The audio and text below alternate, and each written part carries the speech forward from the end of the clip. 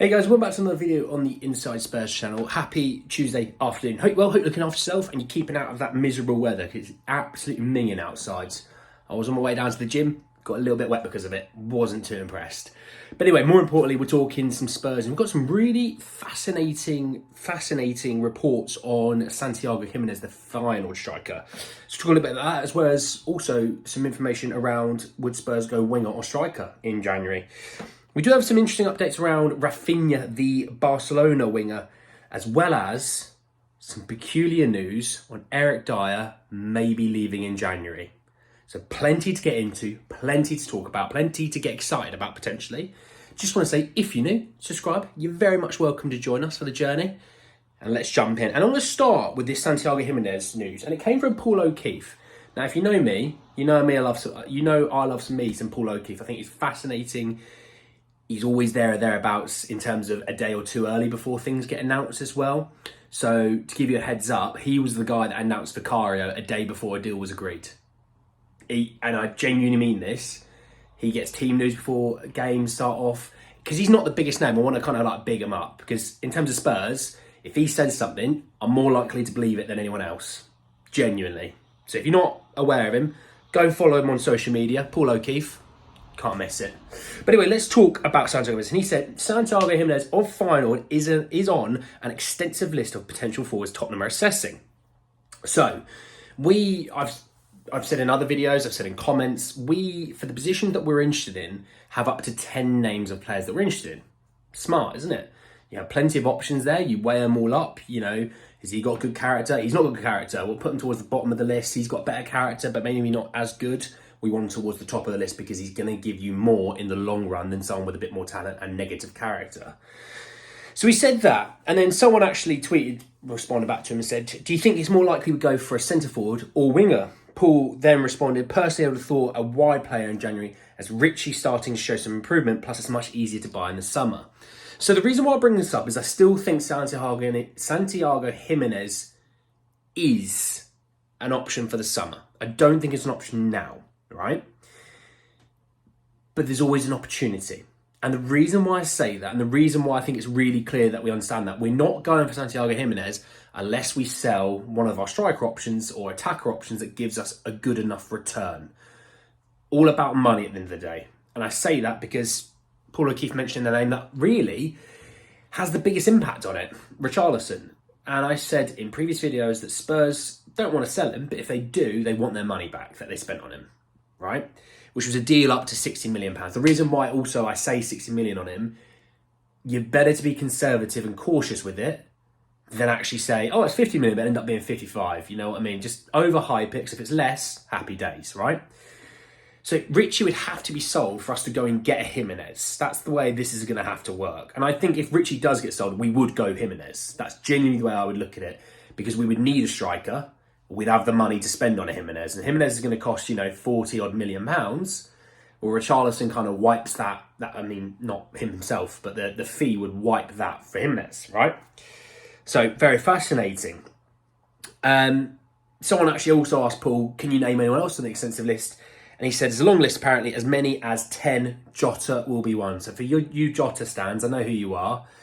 You'll be happy to know that he's still technically on the list, but in terms of other news and outlets talking about Jota to Spurs, that's just sort of become non-existent. I don't know what's happened there. Maybe it's something that will spice back up in the lead up to New Year's and January 1st when the window opens. But it does look like there's so many options on the list. It's exciting times. I think we should be excited that it's going to be an attacker or a winger. We are getting one in January, and it's something that we do truly need. Let's talk about potentially an option in January. Let's talk about Raphinha. So, got a couple of posts, and the first one I want to actually bring up, right, is the report that I saw from Goal News, right? And they said Barcelona are reportedly preparing for a fire sale in January. They're open to offers for, quote, all players. Now, I don't truly believe all players, because I think they very much like a Gavi, they like a Pedri. I think Marc-Andre ter Stegen's pretty much well cemented there. But they are, Lamine Yamal as well, and a few of the other sort of La Masia players that are coming through. But, they've talked about even selling Ronald Araujo, the centre-back. They've talked about selling Lewandowski, Ferran Torres. They need money to work on the rest of the squad, but they also need money because financial fair play. And some of these guys are on some big boy wages. And Barca are probably hoping, I tell you what, if we can get one or two of them to go to Saudi, who would take all their wages and sort them all out, e.g. Lewandowski is probably on a big old buck, tell you what, it makes sense for him in the long run. Barcelona have got a fantastic academy system. I think they need to just focus a little bit more on that than they need to bringing in Bruno Guimaraes. He's just not someone that's needed, really, in my opinion. They've got some good midfielders. Bring in another one or two, from the La Masia system and you're away. But hey. So then that came out. And then Ekrem Canor, I saw it just after 12 o'clock, said that Premier League clubs will make a move for Barcelona's 27-year-old Brazilian winger, Raphinha, in the January transfer window. I thought it was fascinating. He's not named names, but he's named Premier League clubs.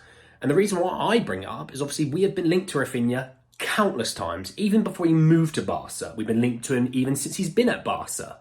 I talked about him, I think, only about a few weeks ago, maybe a month ago. It's someone that will probably be on that list of 10. That's the way I'm going to sort of think about it. It'll be on the list of 10. And as much as I think maybe left winger is a position that we need to work on, I still probably would say left winger is a position of all the three attackers that maybe I would say I would work on, because Richarlison's obviously hit some form as striker. Kulusevski right wing, Brennan Johnson right wing, but Kulu's been playing a little bit of 10, which allows Johnson to play more on the right. Then yeah, maybe a left is maybe what we need a little bit more of, right? But there's also a part of me that goes, yeah, but Raphinha's Prem proven. He is good in the Prem. He was very good at Leeds. One of the main reasons Leeds stayed up. I wouldn't want a permanent deal. I'd like a loan with an option, because I haven't seen nothing at Barcelona, because he's been replaced by a 16-year-old. Ferran Torres is ahead of him in the pecking order. So I'll probably a loan would be for me, thanks. But, we'll see. We'll see. And let me finish off with, well, actually, I've got some good news about someone else. But let me talk about Dier first. And it came from Takvim. And they said that Fenerbahçe have made an approach to sign Eric Dier. Board member Selahattin Baki, nice name, I like that, recently travelled to London to hold talks with him. Fenerbahçe intend to sign him from Spurs next month rather than wait until he's a free agent in the summer. You can have him, Mr. Baki. You can have him. You can bloody have him, and you're welcome to come and watch the Spurs game. I'll pay for the ticket. Actually, I don't know. That'll bankrupt me. It'll be worth it. We'll all pitch in. We'll set a GoFundMe page. Look, all jokes aside, we obviously know we might lose Dier in the summer for free, right? And I don't think anyone's really bothered by that anymore. I think Daniel Levy's a little bit bothered by it because he wants to get some return. I'm not as bothered. I just look at it as guys on somewhere between 70 and 100 grand a week. That's saving. We're saving that money. You want to, give a few people some new contracts, things like that. Or you can spread that 70 out across them. You can do it like that. Or you want to take that 70 and go, we're buying this guy. We're going to pay him 60 grand a week. Boom. There we go. That's how I'm looking at it. I'm looking at it more of a subtraction, addition, all that jazz. And I'm not a maths teacher. All right. I promise. But on this, if he is going to go and Fenerbahçe give him a good contract, you're going to guarantee him game time, Spurs might get a couple of million. I don't think Spurs are going to get 5 mil, but if we can get maybe like 2.5 maybe, adds every penny of that can add to the coffers for a January transfer move to help us. Maybe because, like I said, there's not an endless pot of money to spend in January. That's what we've been told. That's what we're working with, and we'll take people's word on that. So if that's the case, you can add that. You might end up having to get a couple of players purchased this window, one for a later date in terms of like a Kulusevski, a Pedro Porro, a Christian Romero style deal. You're buying now, but in theory you're buying actually later. This adds to, maybe that helps us to sit there and go, actually, we can get an Ealing Junior. We'll buy him now, for example, to Debo or, Gallagher or whatever it might be. That can still be a big chunk of the money that we would have spent this month.